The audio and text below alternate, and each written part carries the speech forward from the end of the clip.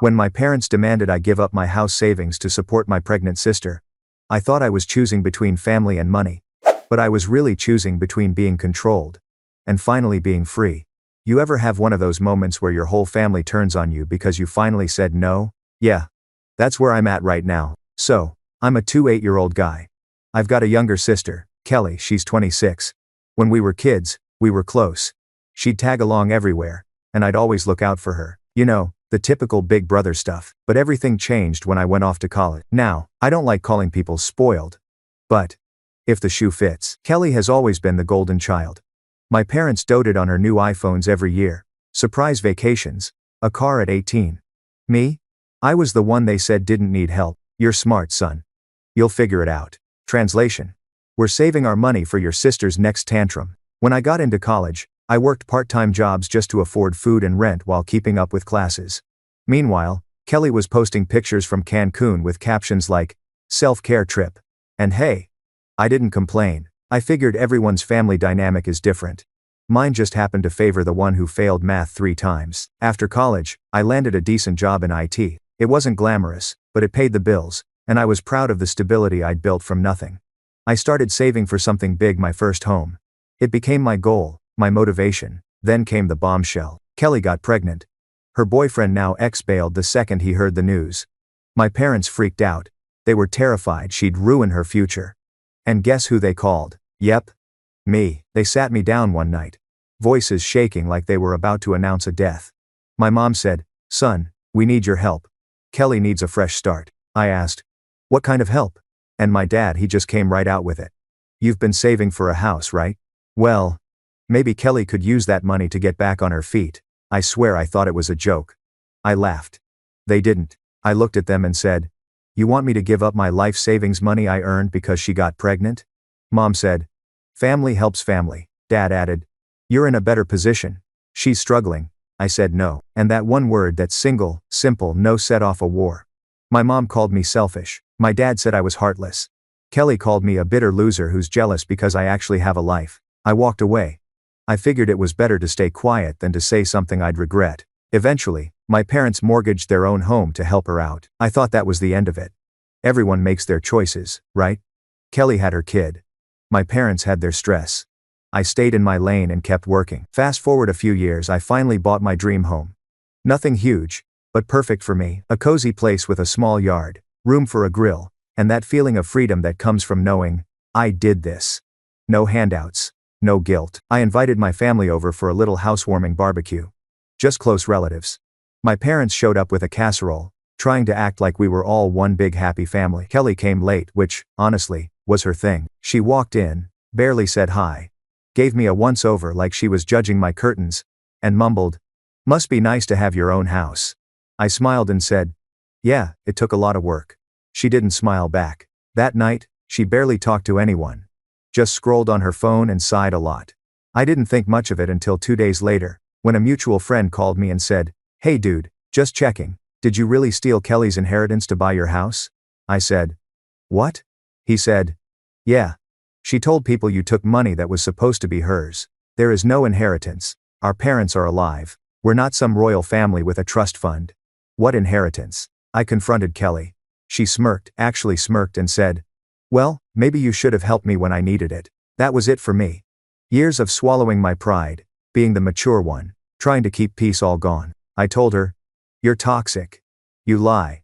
You use people, and I'm done with you." I blocked her. Stopped visiting my parents for a while.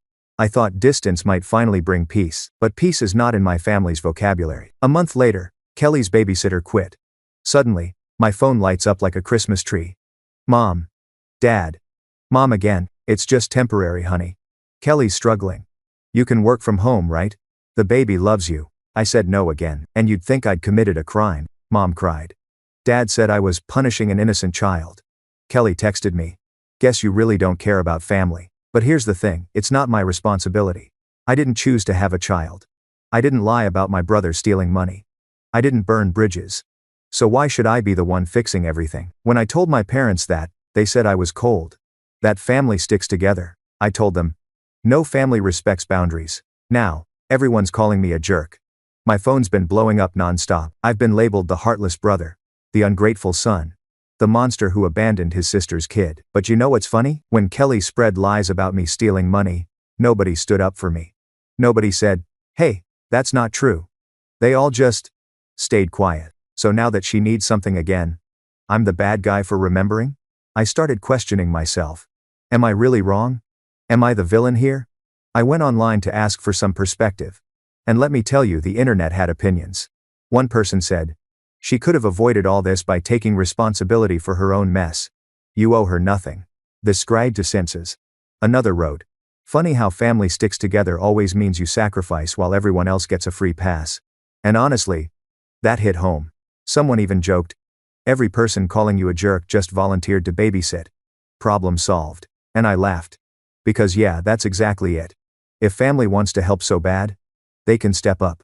I've done my part. A few others shared their own stories, like one woman who said she was the oldest and the only daughter in her family, and her brothers were treated like kings while she worked herself to the bone. When she finally cut them off, her life got peaceful. It's like a pattern. Some families just keep expecting the same person to clean up every mess. So no, I'm not giving in this time. I'm not the bad guy. I'm just the guy who learned that saying no doesn't make you cruel. Sometimes, it's the only way to stay sane. But it doesn't end there, because when people like Kelly can't manipulate you anymore, they start trying to break you publicly. She's been posting vague things online. Some people only care about money. Family means nothing to some. You know, the passive-aggressive stuff. I ignored it. Then she started tagging my parents in those posts. Now my mom calls crying again. Honey, please, can't you just help her? Think of the baby. And that's when it hit me. I wasn't dealing with one toxic person. I was dealing with a system that taught her she'd always be rescued. Kelly's not the root problem. My parents are. They created this pattern, always saving her, always expecting me to play the reliable backup plan. But I'm done being the backup. I've got my own life, my own house, my own peace. And I'm not trading that for guilt trips and emotional blackmail. You know, sometimes the hardest part of growing up isn't getting a job or paying bills. It's realizing your family might never treat you fairly, and choosing to live your life anyway. So yeah, that's where I'm at. The black sheep with the mortgage and a spine. And honestly, I can live with that. You know what's funny? The moment you set a boundary, everyone who benefited from crossing it suddenly calls you selfish. That's where I'm at now, being painted as the villain in my own family's drama because I finally said, enough. After I told them I wasn't babysitting for Kelly, things escalated faster than I expected. My parents stopped calling me son in that gentle tone. It was more like, we're disappointed in you. They'd say things like, you used to care about family. This was real lifers. And I'd reply, I still do. That's why I'm protecting myself from being used by mine. But that logic doesn't land with people who built their lives on enabling someone else's chaos. Kelly, of course, played the victim perfectly. Suddenly, she was the struggling single mom whose cruel brother abandoned her. She'd post about how being strong meant raising her child without help, right after guilt-tripping me in private messages. And the comments on her posts? Oh, they were full of sympathy. You're such a good mom. You don't need toxic people in your life. Meanwhile, the toxic person is just a guy who wanted to keep his own paycheck. And what kills me is she's not broke. She gets child support, she has a job, she's got my parents covering half her bills. But she's so used to people saving her, that the idea of doing it herself feels like punishment. One night, my mom called again, voice trembling like she was holding back tears. Your sister's exhausted. She's working too much. The baby's sick. Can't you just help her for a few weeks? I said, Mom, she's 26. Not 16. She went silent. Then whispered, you'll understand when you have kids. And that's the moment I realized they'll never see it the way I do, because in their world, I'm not their son. I'm the insurance policy. So, I did what anyone desperate for perspective would do. I went online again. And the comment section this time was brutal but honest. Someone wrote, she could have avoided all of this by taking responsibility for her own mess. You owe her nothing. Especially after the garbage she pulled. Another one said, funny how family sticks together always means you sacrifice, while everyone else gets a free pass. And it's true. Every single time there's drama, I'm the first name on the list. But when I needed understanding? Silence. Not one person stood up for me when Kelly lied about me stealing inheritance money. So now? I'm standing up for myself. A few people in the comments shared their own stories, and I swear it was like reading my life in different fonts. There was one woman, the oldest sister in her family. She said, I'm 63 now, and I've lived that life. The boys were always treated like they could do no wrong, while I worked myself to the bone. When I finally cut my mom and brothers off, peace became my best friend, and I felt that deeply. She said her father always made excuses for the sons. They had it harder, he'd say, while his daughter carried everyone's weight. And you know what? She said the same thing I've been thinking. Sometimes, the ones treated as independent aren't lucky, they're neglected. Then there was another commenter, sarcastic but dead on. Family helps family, especially when family means you paying everyone's bills. 9. Someone else added, if your parents are so worried they can babysit. Problem solved. I couldn't stop laughing. Because that's exactly it. Everyone's got opinions until it comes time to do the actual work. Still, part of me wrestled with guilt.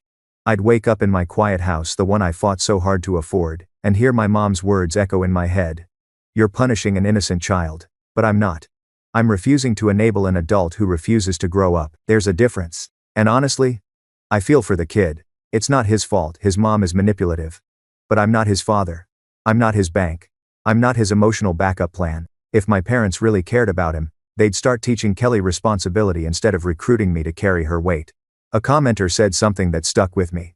Boundaries aren't walls, they're doors with locks, and you decide who gets a key. And that's what this has become, me choosing to lock the door. Because every time I opened it, someone walked in and took something from me: money, time, peace of mind, and left me cleaning up the mess. Then came the real kicker. A few days later, Kelly called.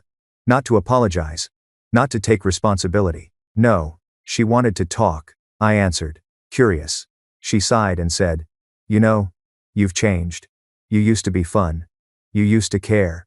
Now you just sit in your little house like you're better than everyone. I said, you're right. I have changed. I worked for peace, and I'm not giving it up just because you're uncomfortable without drama. She hung up. And not even 10 minutes later, my mom called. What did you say to your sister? She's crying. I said, the truth. Mom said, you need to fix this. I said, no, you do.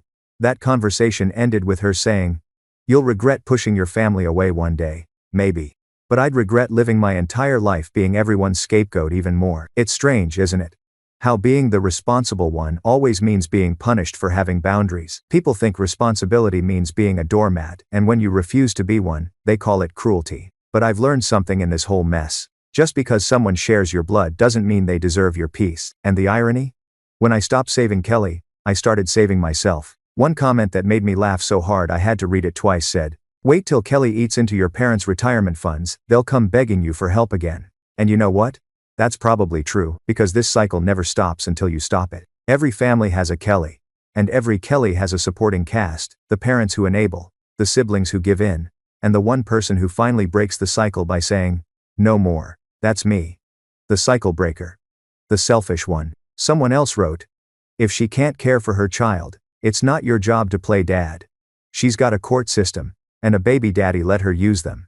And that comment right there? That's the line between compassion and self-destruction. Because compassion doesn't mean letting people drain you. It means helping without losing yourself in the process. At this point, I decided I wasn't engaging anymore. No more family group chats. No more emotional blackmail. Just silence. I muted my mom, my dad, and Kelly. The quiet felt weird at first, almost guilty, but then peaceful. And for the first time in years, I had space to think about what I wanted for me. No more guilt. No more manipulation disguised as love. Just clarity. Here's the truth. I love my family. I'll always care about them. But I'm done letting them treat me like the family ATM or emotional sponge. If being family means being everyone's last resort, maybe it's time we redefine what family really means, because it's not about blood, it's about respect. And for the first time, I don't feel like the bad guy. I feel free. You ever have a night that starts out perfect and then turns into something straight out of a reality show? Yeah. That was my bachelorette party. So, I'm 23. My fiancé, Elijah, is 28. We're supposed to get married next month.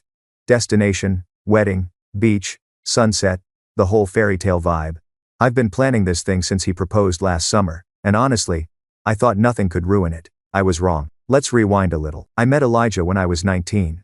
Our dads are business partners, they've been friends forever, so our families kind of knew each other. One night, Elijah's family threw this big party at their house, and my sister dared me to go talk to him. He was standing outside, smoking, quiet, mysterious. The kind of guy who doesn't talk much, but everyone listens when he does. I went out there, made some awkward small talk, and somehow, 1 year later, we were dating. He was my first serious relationship, my best friend, and eventually, The man I wanted to spend my life with. And everything was great except for one person. Kami. Kami's 27. She's been Elijah's childhood friend since forever.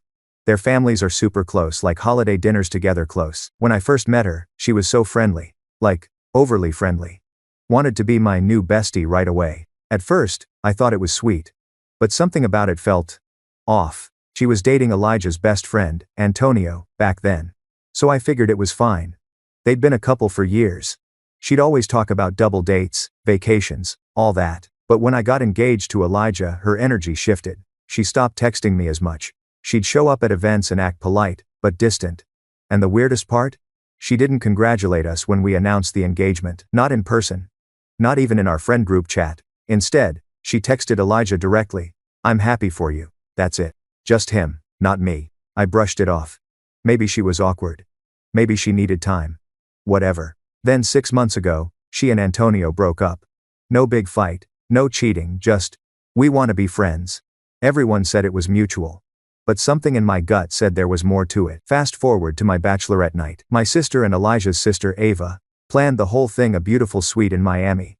Fancy dinner, champagne, all the glittery chaos I could ask for. I had my closest friends there, a few cousins, and even a couple of Elijah's relatives who came to celebrate. And yes, Kami was there too. I didn't want to invite her, but Elijah said, "She's been part of the family forever, babe. It would feel wrong to leave her out." So I said fine. It's one night. What could go wrong? Famous last words. The night started out amazing. We were drinking, dancing, laughing, doing karaoke, just pure fun. For a moment, I forgot all the little wedding stress. Then, at some point, I went to the bathroom. But before I walked in, I heard muffled voices, one of them crying. I paused. I shouldn't have listened. But something in me said, wait, and that's when I heard it, Kami's voice, and she was saying, "It should have been me. I don't understand why he'd pick her. It was always supposed to be us." I froze. I wasn't drunk anymore. I was ice cold. She was talking to Ava, my future sister-in-law, and Ava said softly, "Kami, this isn't the time or the place." But Kami just kept going, sobbing. "I've always loved him, Ava. I always have. He's supposed to be mine." I stood there in the hallway, champagne glass in my hand, trying to process if I was hearing what I thought I was hearing. The girl who had smiled in my face for years was in the next room, crying because she wanted my fiancé. I wanted to storm in there, scream, throw something, but instead, I froze, because a small, terrified voice inside me said, "Don't make a scene. Don't let her ruin your night." So I waited. Ava eventually calmed her down and told her she should probably leave. When they walked out, I plastered on the fakest smile of my life and said, "Hey, everything okay?" Kami looked down, eyes red, mumbling, "I'm not feeling well. I might head out early." I said, "Good idea. Feel better." And I walked her straight to the door. As soon as she was gone, I turned to Ava. "Tell me the truth. What did I just hear?" Ava sighed, eyes wide like she'd been caught in the middle of a hurricane. She said, "I'm so sorry." She just started crying out of nowhere. She said she's loved Elijah forever. I asked, "Have they ever been, together?" Ava said no. Their moms used to joke that they'd get married one day, but Elijah was never into her. That was all I needed to know. I wasn't going to let this ruin me or my night. So I smiled, fixed my makeup, and went back to partying. The next morning though, the hangover wasn't from alcohol. It was from betrayal. I woke up thinking about every time Kami hugged Elijah. Every friendly text. Every time she laughed a little too hard at his jokes. And I thought, has this been happening the whole time? I needed answers. But before confronting anyone, I wanted to cool down. So I waited until Elijah got home that evening. We sat on the couch, and I told him everything word for word. He went pale. Then furious. He said, "She said what?" I nodded. He said, "That's insane. She's like a sister to me." Then he paused. "Okay, actually, we kissed once." I just stared. He rushed to explain. "It was years ago. In high school. Some dumb bottle game at a party. Everyone kissed everyone. That's all it was." I believed him, I did, but my stomach still twisted. He kept shaking his head, saying, "I can't believe she did that. And at your party? That's disgusting. I'm calling her." I grabbed his hand. "Don't, not yet. Let her cool off. We'll deal with it calmly." That's when I realized he wasn't angry at me. He was angry for me, and that gave me some peace. Later that night, Ava texted me. "She's acting weird," she said. "Elijah should talk to her directly. She might try to twist the story." So he did. He sent Kami a message. "We need to talk," she replied. I'll let you know when I'm home. I swear I stared at that text for 10 minutes. Because I could feel it, the calm before the storm. Thanksgiving was coming up. Families would be together. And that conversation between Elijah and Kami? Yeah. It was bound to blow everything open. He also invited Antonio, her ex, over for dinner, because he wanted to know the truth. Did Kami date Antonio to make Elijah jealous? Had this been going on in secret? We didn't know yet. But one thing was certain, our wedding, which was supposed to be a celebration of love, was about to turn into a minefield. I tried to distract myself. Went to my wedding dress fitting, picked out flowers, smiled for photos, all while my brain screamed in the background. What if she tries something at the wedding? Because here's the thing, people like Kami, they don't just let go. They play victim, and they play it well. I could already imagine her telling everyone, it's just a misunderstanding, but misunderstanding or not, she crossed a line. So now, I was stuck with a choice. Do I uninvite her and risk drama, or do I let her come and risk a scene in front of hundreds of guests? I posted online about it, partly to vent, partly to get advice. The comments blew up instantly. Half the people said, kick her out. She confessed love for your fiancé, that's disrespectful. The other half said, don't uninvite her. She was drunk, emotional. Be the bigger person. That won't ever last, Matt, and set her due into match for match.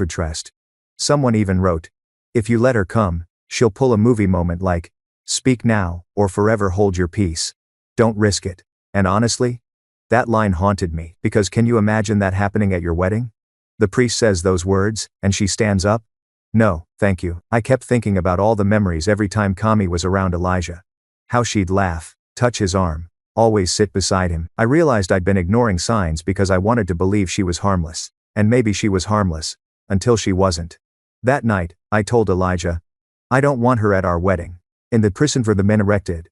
But I do want a TP ender. He nodded slowly and said, then she won't be. No hesitation. No argument, just support. That moment reminded me why I fell in love with him in the first place. He protects peace, and that's all I've ever wanted. But this wasn't over yet.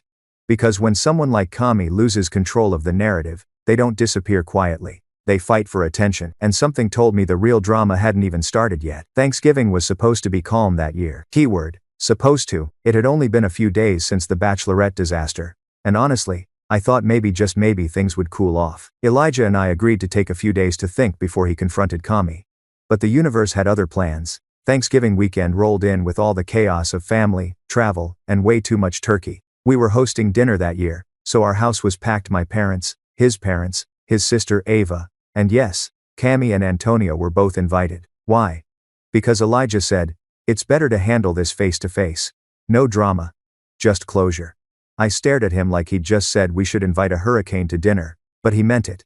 He didn't want whispers behind our backs or rumors floating around. He wanted the truth out loud. The day started normal enough. The house smelled like cinnamon and roasted turkey. Ava and I were in the kitchen setting the table, pretending we weren't both dreading what might happen. Elijah was calm, too calm.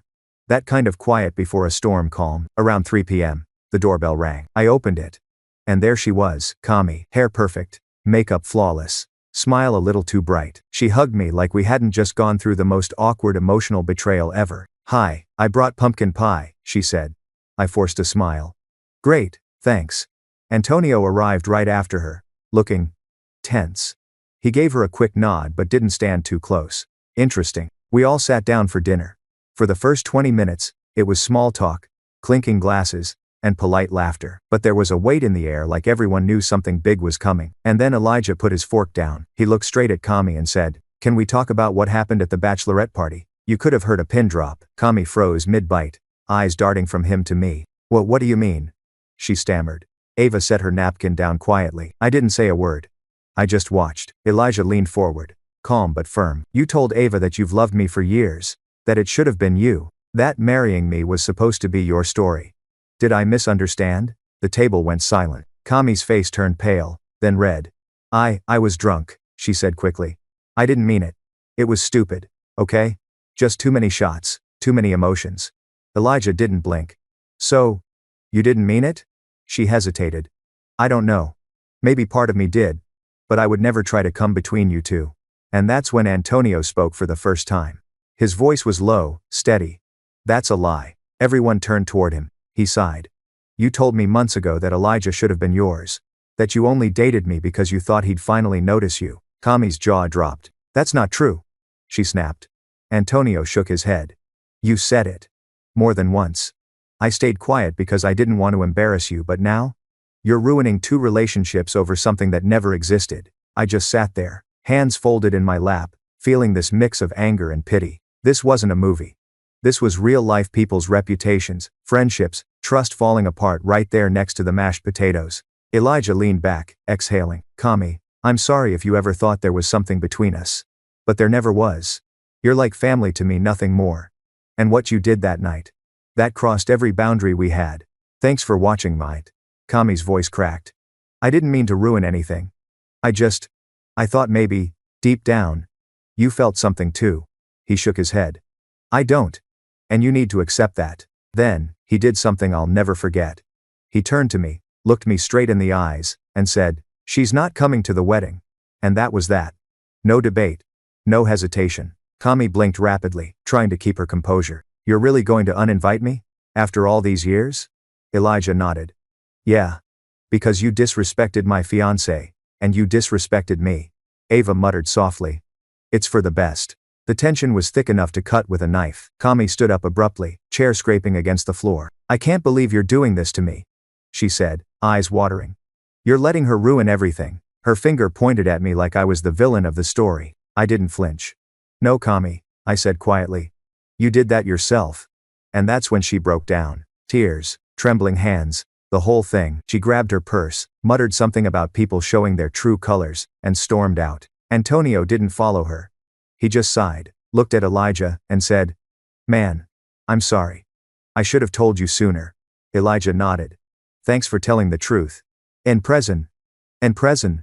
What is the 16 from Prez? And then we just sat there. No one spoke for a long time. The sound of the ticking wall clock was louder than everything else. Finally, my mom, bless her heart, broke the silence with, So, anyone want pie? And just like that, the spell broke. We all laughed a little. Because what else do you do after a confession bomb at Thanksgiving dinner? Later that night, after everyone left, I sat with Elijah on the couch. He looked exhausted. I didn't want to hurt her, he said softly. But I couldn't let her keep lying to you, or to herself. I leaned my head on his shoulder. You did the right thing, he sighed. I just feel bad. She's been part of my life forever. Yeah, I said. But forever doesn't mean healthy. He nodded slowly. You're right. And that's the thing people never tell you about relationships. It's not always about villains and heroes. Sometimes it's just people who never learned when to let go. The next few days were peaceful, awkwardly peaceful, like the eye of a storm. Kami didn't text either of us, but her silence said more than words could. Ava told me she'd been posting vague things online. Captions like, some people only love you when you're useful. Typical. But I didn't engage. Instead, I focused on the wedding. I got fitted for my dress, finalized the guest list, and every time I crossed something off, it felt like a tiny victory, not just for the wedding, but for me. For choosing peace over chaos. For choosing myself. Then, one morning, I got a message from an unknown number. It was Kami. I'm sorry for everything. I didn't mean to make you feel small. I was just lost. You and Elijah deserve to be happy. I won't come to the wedding. Please don't hate me. I read it twice, and you know what? I didn't hate her. I pitied her. Because underneath all that jealousy and manipulation, there was someone who never learned that love isn't about possession, it's about peace. I didn't reply. Sometimes silence says everything. The wedding went on as planned. It was beautiful. Peaceful. Real. As I walked down the aisle, I saw Elijah waiting for me. Eyes soft. Steady. Sure. No ghosts from the past. No hidden drama. Just us. When the officiant said, if anyone knows of any reason these two shouldn't be married, speak now or forever, hold your peace. I almost laughed, because for once, peace wasn't just a word, it was mine. That day I realized something simple but powerful. Not everyone you start with is meant to walk with you to the finish line. Some people are chapters, not the whole story. And that's okay. Because the people who truly love you, they don't make you question your worth, they make you feel safe in it. There's something no one tells you about marriage. It's not always about love. Sometimes it's about power. And for me, that power came down to one thing. Money. I've been married for a little over a year. My husband and I earn about the same, and when we first got together, things seemed balanced. We laughed, we planned, we dreamed. But lately, he's been saying things that make me feel like I'm living through déjà vu, like I've been here before, trapped in the same nightmare I swore I'd never repeat. Because, you see, 10 years ago, I was in another relationship. And that one nearly broke me. Back then, I was young, scared, and had 2 babies depending on me. My kid's dad, my ex, decided one day that he should handle the finances. He convinced me it was for the best. "You're stressed, babe. Let me take care of it," he said. So, I gave him access to my bank account. Big mistake. Within months, my savings were gone. He'd spend on whatever he wanted, drinks, electronics, nonsense, while I lived on an allowance of $50 a week. 50. That was supposed to cover gas, groceries, and diapers. I'll never forget one afternoon, standing in the diaper aisle, crying quietly while doing math in my head. I didn't have enough for both kids' needs. I had to choose diapers for my newborn, or pull-ups for my oldest. A stranger noticed me. She paid for everything. Even handed me some cash and whispered, "Hide this. For you." That moment burned into my soul. Because when I got home, I was accused of stealing that money. He said, "You're irresponsible. You can't even manage $50. It was known by the pride around down. When the no stealing of self. That day, I promised myself I'd never let a man control my money again, ever. Fast forward 10 years, new husband. New life. New promises. When we got married, he knew my past. He knew I had credit card debt over $100,000 from years of survival mode. He promised he'd support me while I worked to get back on my feet, and I did. 2 years later, I'd paid off nearly all of it. On my own, no magic. No handouts. Just hard work. Budgeting. And saying no to things I couldn't afford. I pay for groceries for our family of 5, the phone bill, and car insurance. He covers the mortgage and utilities. Sounds fair, right? At least, it did at first. But lately, he's been pushing me to hand over part of my income, like, physically give him money every month. He says he wants to save it for us. Except the us part is questionable, because I don't even have access to the account he's talking about. He said, "You should trust me." And I said, "Trust isn't the same as surrender." Then came the camper. We'd sold my old one. And he took out a loan to buy a newer one, but instead of using the money I gave him from my sale, he just put it in his account. When I asked about it, he said, "It's savings. For emergencies." Translation: mine, not yours. Next, he started complaining that I wasn't giving him enough. $300 a month, he said. That's reasonable. I told him, if I can't access the account, it's not our savings, it's yours. He said, "You don't know how to save money." I almost laughed. Funny, because I paid off $100,000 in debt while raising kids. How's your savings looking? Then one day, he sold a car and got a huge chunk of money, about $16,000. He put most of it into his account and gave me $1,000. He said, "Spend it on yourself. Whatever you want." So I did responsibly. I bought my kids Christmas gifts on sale, paid for my new glasses and contacts, even saved a little. And then, out of nowhere, he turned it into an interrogation. "You already spent it all. What did you even buy?" I told him everything. Receipts and all. He still wasn't satisfied. He said, "I shouldn't have given you that money. You're bad with finances." That's when something inside me snapped. I looked him dead in the eye and said, "No. You're bad with control." He wanted me to go back to that version of myself, the one crying in the diaper aisle, counting coins, begging for permission to exist. But that woman doesn't live here anymore. I'm not that scared girl who hides cash in her shoe. I'm a grown woman who's worked too hard to let someone else play banker with her life. So, I opened a separate account, one he doesn't know the details of. I transfer a little bit from each paycheck, quietly building a safety net. It's not about secrets, it's about safety. Because trust without transparency isn't love, it's control dressed up as protection. Of course, when he found out about my account, he lost it. He said, "Why would you hide money from me?" I said, "Because it's not hiding, it's surviving." He called me dramatic. Said I was making him out to be my ex. I told him, if you don't want to be compared to him, stop acting like him. He didn't like that answer. He said, "If something happens to me, you won't have access to pay bills." I said, "If something happens to me, I won't have access to my own life." His friends started chiming in too, like some kind of uninvited financial committee. "Man, your wife should chip in more. She's got her own money, why's she hiding it?" They'd tease me when we went out, "You're the rich one, right? You pay this round." I'd smile politely, pull out my card, and think. Funny how they only care about what I earn, not what I endure. The truth is, I do spend money, sometimes too freely, but not recklessly. I budget everything. I use coupons. I've learned to stretch $1 farther than most people could. He doesn't see that. All he sees is control slipping through his fingers. So now he's trying to guilt me, saying I'm ruining our marriage by keeping secrets. But what he doesn't realize is, the secret isn't money, it's strength. See, when you've been financially trapped before, freedom doesn't look like fancy things or big bank balances. It looks like choice, like knowing you can walk away if things ever go bad again. And that's what I've been buying quietly, steadily, every paycheck. Not things. Freedom. Lately, I've started imagining a different future. Not one built on fear or permission, but partnership. A life where I don't have to justify my worth to anyone. Not with receipts, not with guilt, not with silence. Maybe that's selfish. But after years of being selfless to everyone but myself, I think it's finally time I learned what it means to choose me.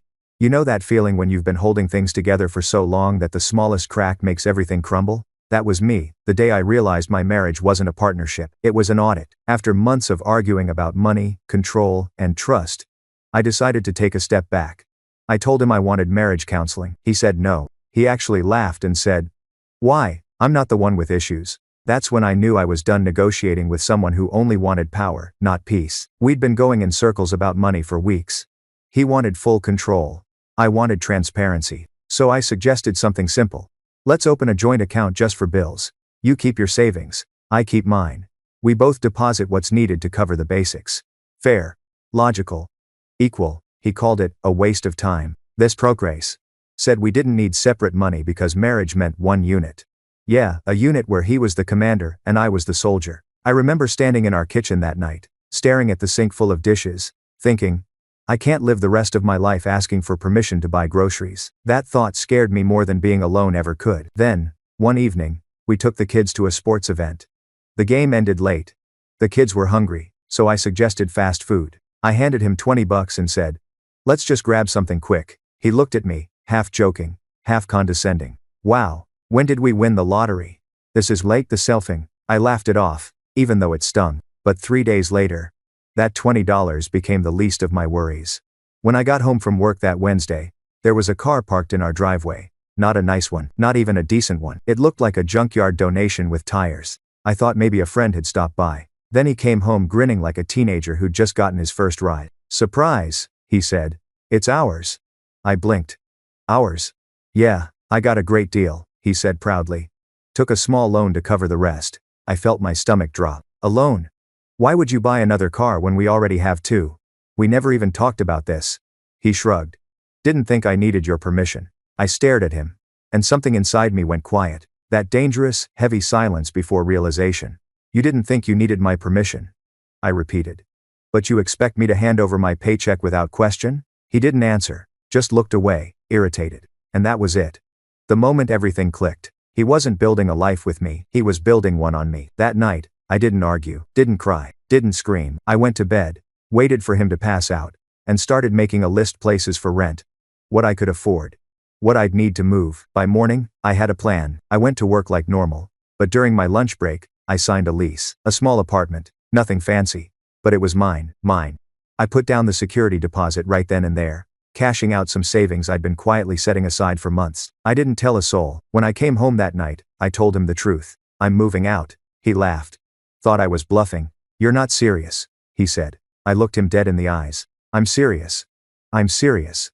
He said, "How could you do this without talking to me first?" And I swear, I almost smiled. "Funny," I said. "That's exactly what I thought when you bought the car. That is their will to have. The no way thanks to div. Came tensional will Tim." He got angry.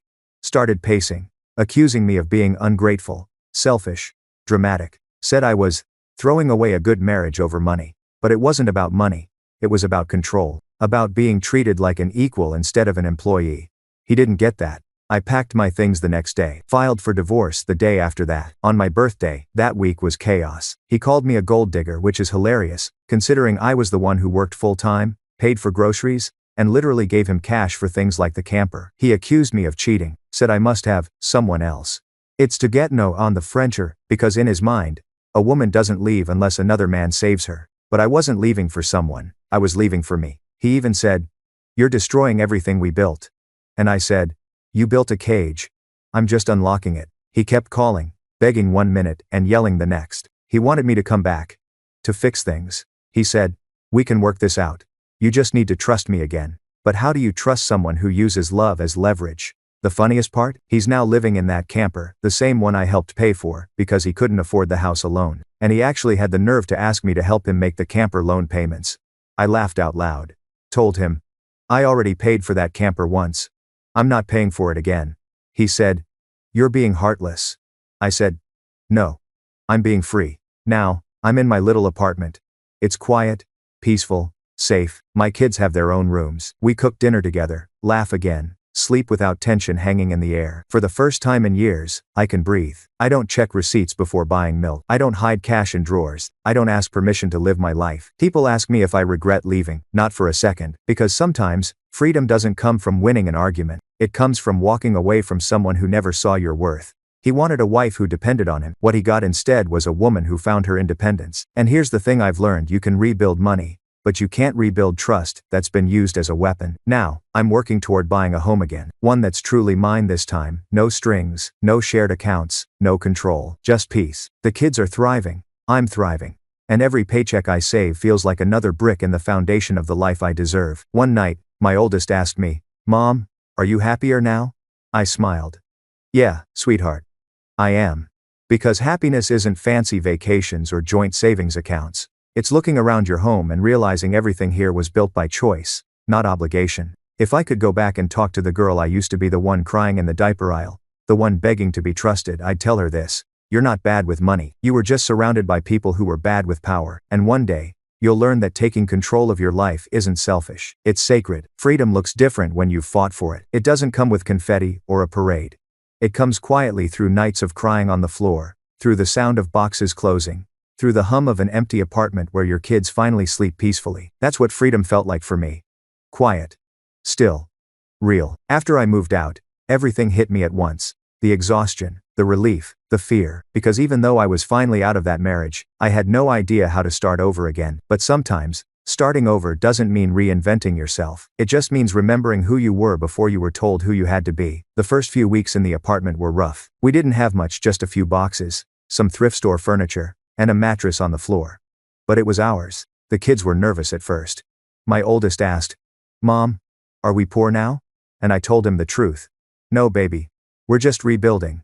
And we're rich in peace." That night, I tucked them in, sat on the couch alone, and stared at the quiet walls. For the first time in years, no one was tracking my spending. No one was checking receipts. No one was telling me that I was irresponsible for wanting to buy myself a coffee. I didn't realize how much noise I'd been living with, not from the outside, but from inside my own head.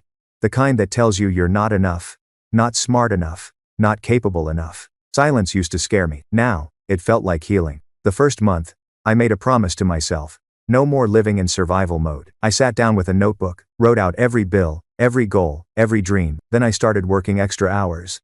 Picked up side cleaning jobs, babysitting gigs, anything I could do to build a cushion, a safety net that no one could take from me again. And let me tell you, there's something empowering about watching your savings account slowly grow when it's yours. Not ours. Not his. Just mine.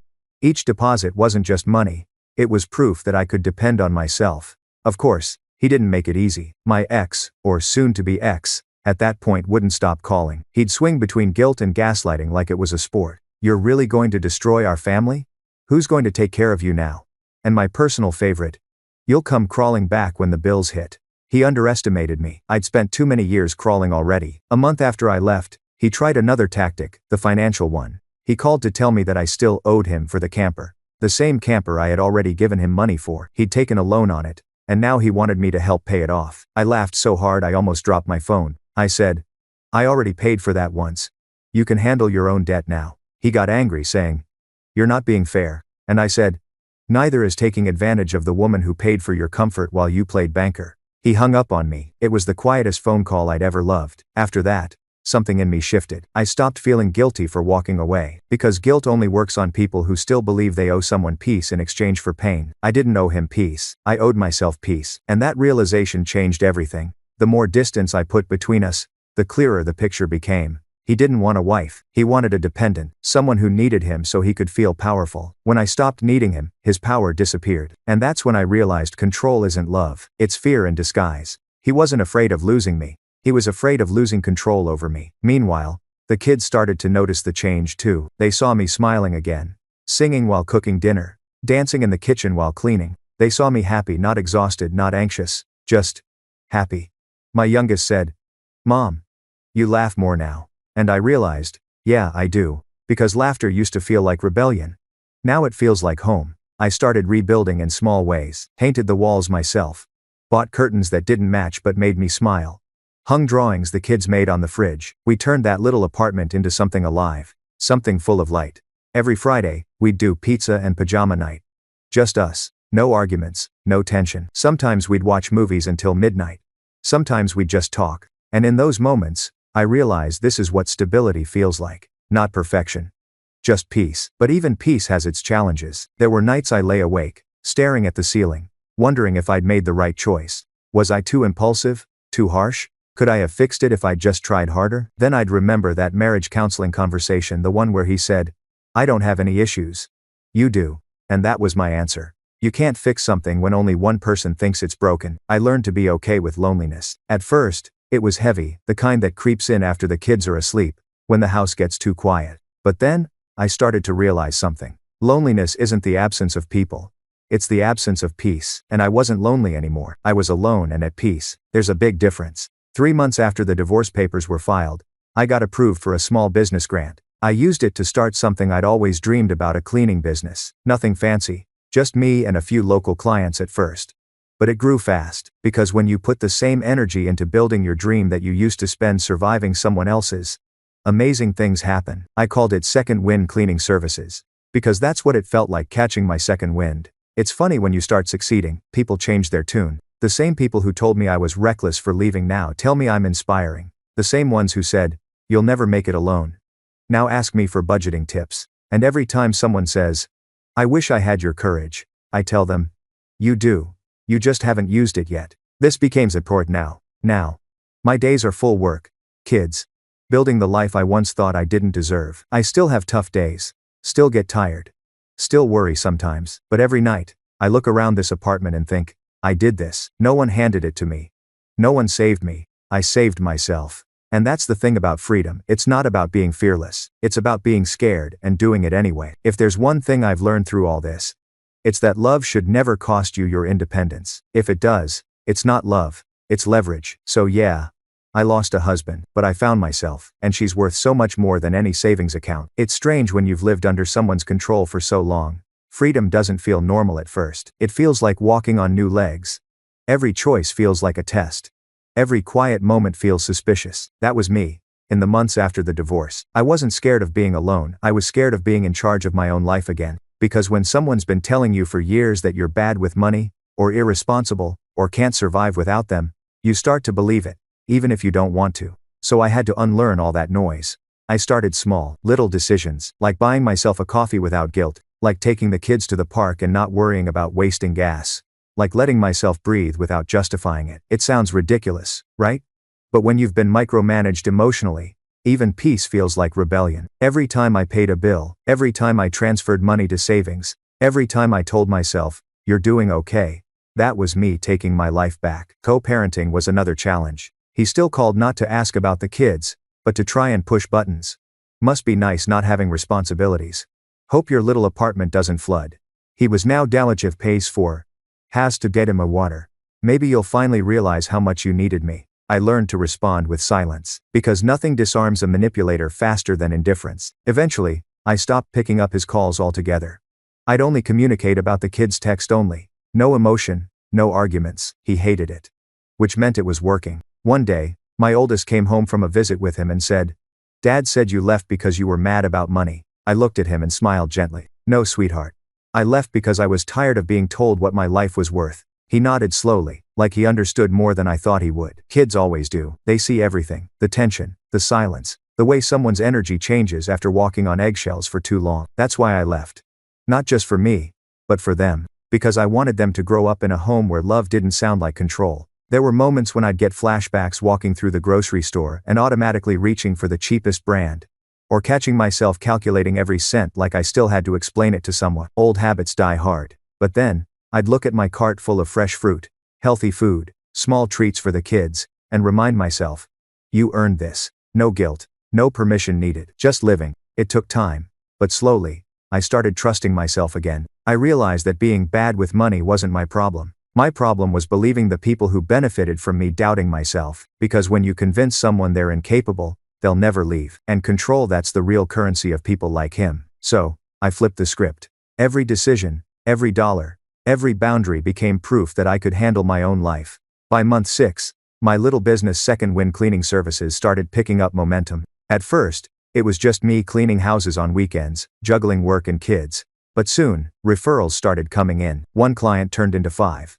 5 turned into 15. Before I knew it, I was hiring another woman, a single mom like me. Then another. I'll never forget the first time I handed someone a paycheck and realized, I'm someone's boss now. It wasn't about power, it was about breaking the cycle. About proving that women like us don't have to choose between survival and dignity. Sometimes, late at night after finishing paperwork, I'd sit by the window, sipping tea, watching the city lights.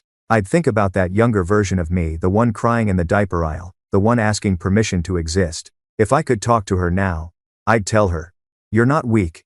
You were surviving with what you had. And one day, you'll look back and realize you never needed saving, just space to grow. Healing didn't happen in some big cinematic moment. It happened slowly. Quietly. Like when I opened a bill and didn't panic. Like when I checked my bank account and saw stability. Like when I bought something for myself, not out of impulse, but because I deserved it. Every small win stitched a new version of me together. A version who didn't ask for approval to be happy. And then came something I didn't expect. Other women started reaching out. Friends. Strangers. Clients. They'd say, I saw what you've done. How did you do it? How did you start over? At first, I didn't know what to say. Then I realized maybe my story wasn't just survival. Maybe it was a guide. So, I started talking, not as some motivational speaker or guru, but just as a woman who's been through hell and built a ladder to climb out. I told them the truth that leaving isn't easy, and healing isn't instant, but it's worth it. Every single tear, every sleepless night, every terrifying leap into the unknown, because on the other side of fear, freedom. I learned that empowerment doesn't always roar. Sometimes it whispers, you can do this. And then you do. A year after leaving, I got an email I'll never forget from Habitat for Humanity. They were offering me a spot in their first-time homeowner program. I cried right there at my desk, because that was the full circle moment. The girl who once couldn't afford diapers was now being offered the chance to own her own home. That's when I knew the storm was over. Not because life suddenly became perfect, but because I'd finally learned how to dance in the rain. People ask me if I'd ever get married again. Maybe. Someday. But only to someone who understands that love isn't about ownership. It's about partnership. It's about saying, I want to walk beside you, not ahead of you. And if I never find that, that's fine too, because I've already built something stronger than any relationship, my self-worth. Now, when I look at my kids happy, safe, and free, I know I made the right choice. I didn't just save myself, I saved the version of them that would have grown up thinking control was love. Sometimes, the best thing you can teach your children is how to leave what hurts them. And sometimes, the best thing you can do for yourself is listen to the version of you that whispers, you deserve better. So here I am standing in my little apartment, business thriving, heart steady, not perfect, not rich, but finally, fully mine. And every time I see a woman doubting herself, I tell her, you don't have to wait for permission to start over. You just have to decide that you're done surviving. The ravlum in the Masifins of the Recordits. Because survival isn't the goal anymore, freedom is. It's been a year since I walked away, a year since I packed my things, left the house that was never really mine, and started over from scratch. And I can honestly say this. Peace is louder than chaos ever was. It didn't happen overnight.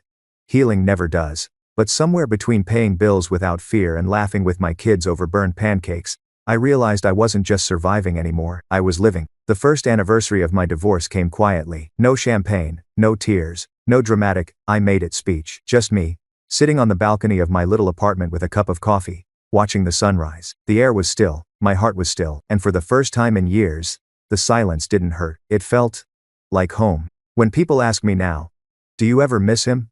I don't hesitate anymore. I say, no. But sometimes, I miss who I thought he was.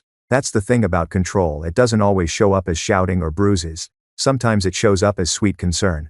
Let me handle it. You're too stressed.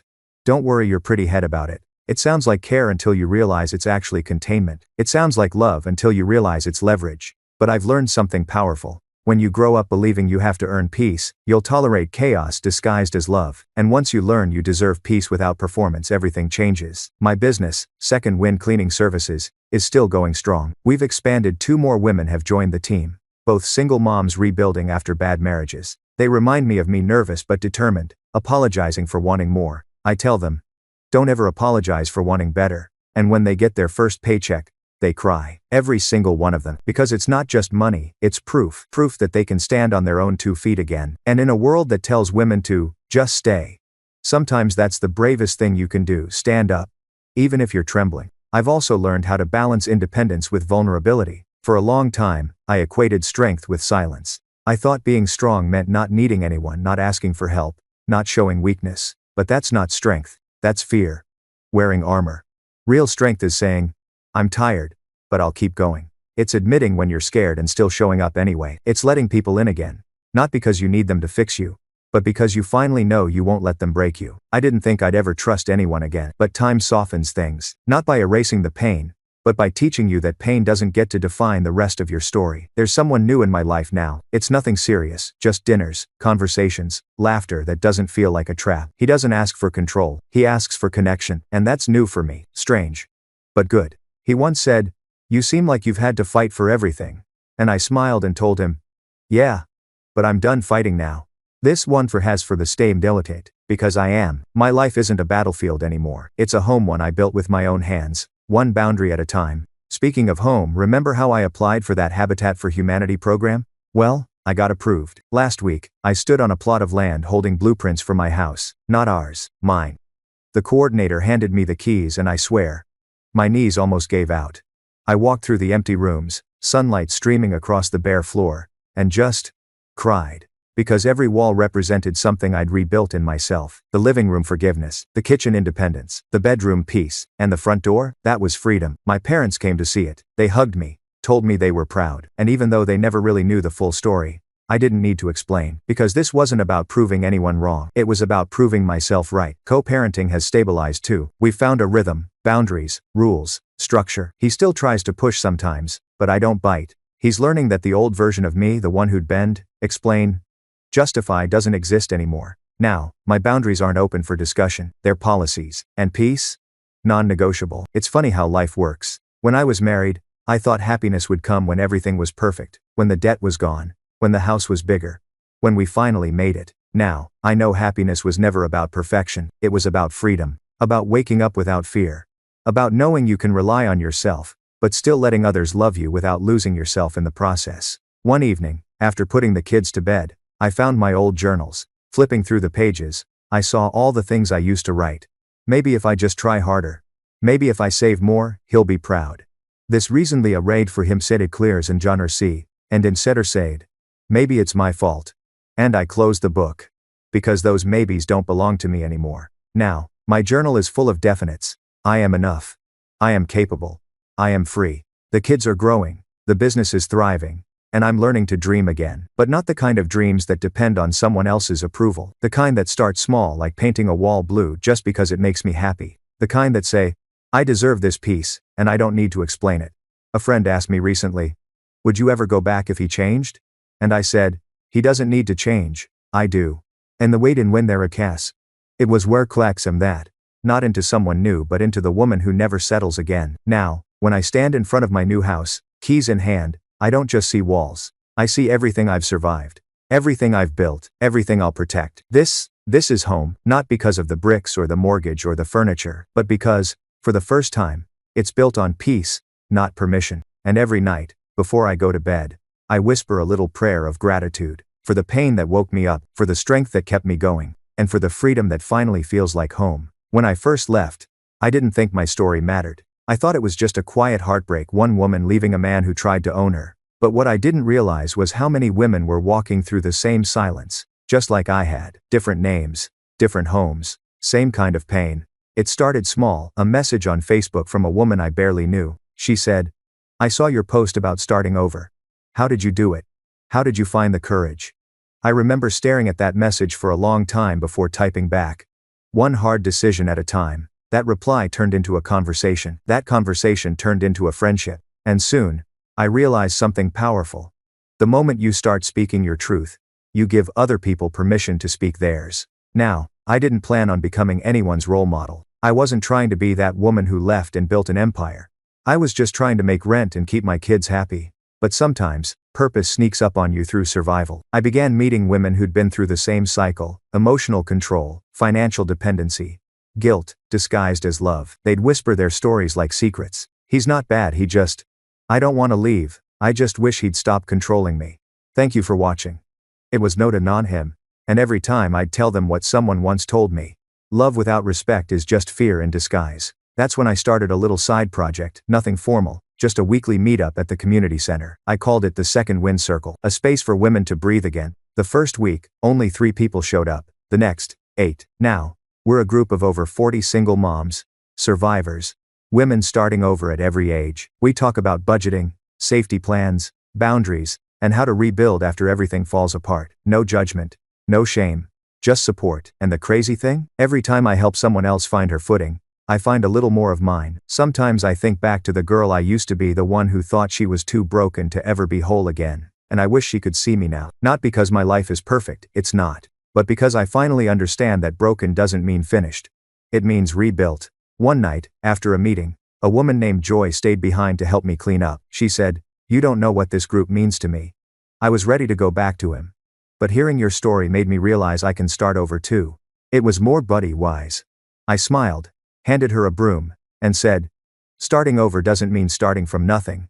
It means starting from experience." She laughed through tears. And I realized that's the new kind of wealth I'm building now. Not money, not possessions, but impact. There's something deeply healing about watching someone else rise from the same fire that almost burned you down, because it reminds you didn't just survive for yourself. You survived so you could light the path for others. I used to think independence meant isolation, that, if I relied on anyone again, I'd lose myself. But what I've learned is that real independence isn't about standing alone. It's about standing whole. It's knowing that when you do choose to lean on someone, it's not because you have to, it's because you want to. That's freedom. There are still hard days. Days when I feel like the world is asking too much. When I come home late, hands raw from cleaning, and the kids are asleep, and the house feels too quiet. But even in those moments, I don't feel lost anymore. I feel grounded. Because I know this version of me, the one who's tired, strong, and real, she's not temporary. She's the result of every time I said no when it was hardest to say it. I used to define myself by what I lost: a husband,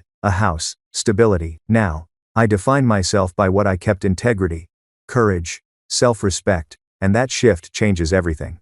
One day, a client, an older woman whose house I clean every other week, asked me, "Do you ever wish your life had turned out differently?" I paused for a moment, then said, "No. Because if it had, I might never have learned how strong I am." She smiled softly and said, "Strength looks good on you." And that stuck with me. I started journaling again, something I hadn't done since before the marriage. Only this time, my writing isn't about pain, it's about gratitude. Gratitude for the lessons, for the nights that hurt enough to wake me up, for the strangers who showed me kindness when I thought no one cared, for the version of me that refused to stay broken. I call those pages, letters to the woman I'm becoming. The other day, I was at the park with my kids. My youngest was learning to ride a bike. He fell, scraped his knee, and cried. I knelt beside him and said, "It's okay, baby. Falling isn't failing. It's part of learning." "The way Dan agrees," he sniffled, nodded, and got back up. And I realized I was talking to myself too. Falling isn't failing, it's just proof you're moving forward. Now, every morning, I wake up early, open my curtains, and remind myself, you built this, you earned this peace, and no one gets to take it from you. There's no more waiting for permission, no more asking to be seen, or heard, or believed. I see me, I hear me, I believe me. Sometimes, when I'm tired or overwhelmed, I go back to that habitat house, the one still under construction. I walk through it slowly, running my hands along the unfinished walls. The smell of sawdust and new beginnings fills the air, and I whisper to myself, this is what starting over looks like. Because every nail, every brush stroke, every ounce of sweat that goes into that home, it's a reflection of everything I rebuilt inside myself. Resilience isn't loud, it's steady, and now, it's my foundation. So yeah, I used to think pain was the worst thing that could happen to me. But now, I know pain was the teacher. It showed me who I was, and more importantly, who I wasn't willing to be anymore. I'm not the woman begging for permission. I'm not the girl apologizing for wanting peace. I'm the woman who built something out of her scars. And that's power. It's been nearly 2 years since I packed that first box. 2 years since I whispered to myself, you can do this, and walked out the door without looking back. And now here I am standing in front of the home I built from the ground up. It's funny how something as simple as a key can carry so much meaning. When I slide it into the lock each morning, it doesn't just open a door, it opens proof. Proof that I didn't need to be rescued, I just needed a chance. The house isn't big, it's 1 story.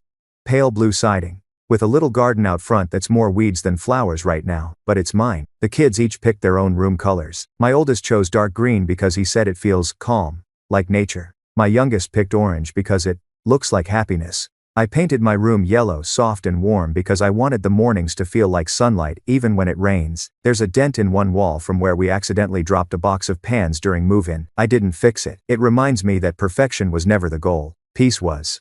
Moving day was chaos boxes, laughter, exhaustion. Friends from second wind circle showed up with pizza and folding chairs. No movers, no hired help, just hands and hearts. At one point, I stood in the middle of my living room surrounded by women who had once whispered their own fears to me, and I realized, we weren't just rebuilding houses, we were rebuilding each other. That night, after everyone left and the kids were asleep, I sat on the floor with a cup of tea and looked around at the quiet. No ticking clock of anxiety, no feeling like I had to earn my right to exist. Just silence, soft, honest, healing silence. It wasn't loneliness, it was arrival. A few weeks later we held a little housewarming. Just close friends, neighbors, a few clients turned friends. I didn't have fancy decorations or matching plates, but there was laughter in every corner. One of my friends raised her glass and said, "To the house that freedom built." We all laughed, but my eyes watered, because that's exactly what it was. Not just a house, a symbol. Every wall, every nail, every coat of paint carried years of lessons. That control isn't care. That love doesn't demand permission. That starting over isn't failure, it's faith in disguise. And speaking of faith, I found mine again too. Not in a church, not in rituals. In quiet moments. In the way my kids' laughter fills the kitchen. In the way life feels light again, even when it's hard. In the way I finally feel safe being myself. I used to pray for strength. Now, I pray for softness, the kind that doesn't mean weakness, but peace. Because I don't need to prove I'm strong anymore. I already know I am. Co-parenting has settled into something functional, maybe even civil. We exchange the kids, exchange updates, no arguments. No lingering attachments, just boundaries. He once asked, "Are you happy now?" And I said, "Yes." Because I stopped waiting for someone else to make me that way. He didn't reply, but he didn't need to. The business keeps growing. We just landed a contract, cleaning office buildings downtown. 5 women on payroll now, 5 stories of survival and renewal. We laugh, we work hard. We share our struggles. It's not just a company anymore, it's a community. We've started a small fund for women leaving difficult situations to help them with deposits, furniture, and groceries. It's not much, but it's something. And maybe that's how change happens, not in big heroic gestures, but in quiet circles of women lifting each other one paycheck at a time. One afternoon, I came home to find my youngest sitting on the porch, sketching our house. He said, "I'm drawing our forever home." I smiled, brushing his hair out of his eyes. "It's perfect," I said. He looked up at me and said, "You built it, Mom. You're the strongest person I know." And right then, that moment, I knew I'd done something right. Because my kids wouldn't grow up thinking love means control. They'd grow up knowing love means safety. I still have scars. Invisible ones. Sometimes I flinch when someone raises their voice, even if it's not at me. Sometimes I second-guess decisions, worried I'll mess it up. But then I remember, I've already survived worse. And survival built wisdom. Wisdom built peace. People ask me what I've learned most through all this. And honestly, it's that healing isn't about forgetting what broke you. It's about honoring it, letting it teach you how to never go back there again. It's about realizing that boundaries aren't barriers. They're bridges to healthier love. One of my favorite moments now happens every night, when I lock the door, turn off the lights, and crawl into bed, knowing no one else controls this space. I don't have to explain purchases. I don't have to hide money. I don't have to shrink myself to keep the peace. Because the peace is mine. I sometimes get messages from women still in the place I once was. They ask, "How do I know when it's time to leave?" And I always say, when you start asking that question, it's already time. Because real love doesn't make you ask for permission to breathe. Now, when I walk through my home past the yellow walls, the green and orange rooms, the messy kitchen, the laughter echoing through the halls, I see a life rebuilt, not ruined. And I realize something. I didn't lose a marriage. I gained a life. There's a quote I keep on my fridge now. It says, "She wasn't looking for a knight. She was looking for a sword." Every time I read it, I smile. Because that's me. I stopped waiting for someone to save me and became my own rescue. And if that's not love, I don't know what is. So here's my message to anyone listening. If you're stuck where I once was, hiding your fear behind a smile, shrinking yourself to fit someone else's comfort, please know this. You're not broken. You're not weak. You're just not done yet.